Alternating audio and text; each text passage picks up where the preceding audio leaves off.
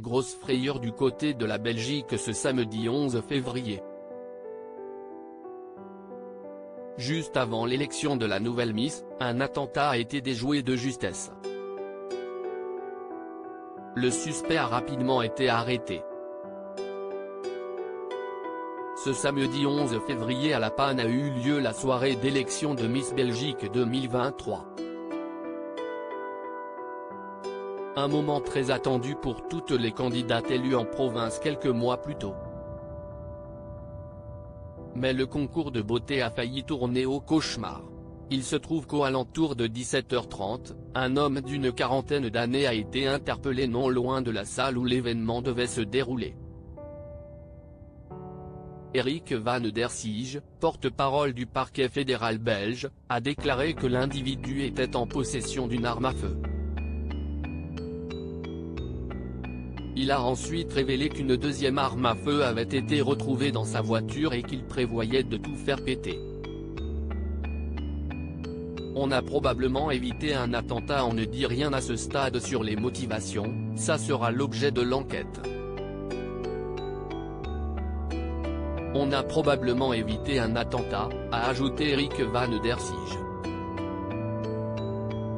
Les premiers spectateurs pour l'élection de Miss Belgique 2023 ont eu l'accès interdit au théâtre le temps que la police puisse inspecter les lieux et s'assurer que tout était en ordre. Prévue à 20h30, la cérémonie a finalement démarré avec 1 heure de retard. Et elle s'est clôturée avec le couronnement de Millie Van Steenkist qui est donc Miss Belgique 2023. Qui est le suspect de cet attentat déjoué?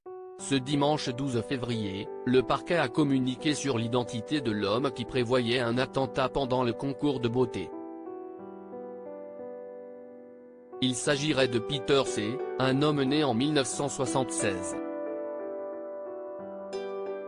Jusqu'à ce jour, il n'était pas connu de la police ni des services de renseignement. Dans un communiqué, le parquet a révélé les motivations exactes de Peter C. ne sont toujours pas claires. Il était accompagné d'une femme de nationalité néerlandaise. On ignore pour l'instant si elle était au courant de ces plans. Le dossier a été confié à un juge d'instruction de l'arrondissement judiciaire de Flandre occidentale. Il décidera rapidement si les deux personnes devront comparaître devant lui ou pas, ainsi que sur l'éventuelle délivrance d'un mandat d'arrêt. À lire aussi: j'ai vraiment eu beaucoup de chance. Cheyenne Van Arle, Miss Belgique 2022, s'exprime pour la première fois depuis qu'elle a frôlé la mort. Article écrit avec la collaboration de 6 médias.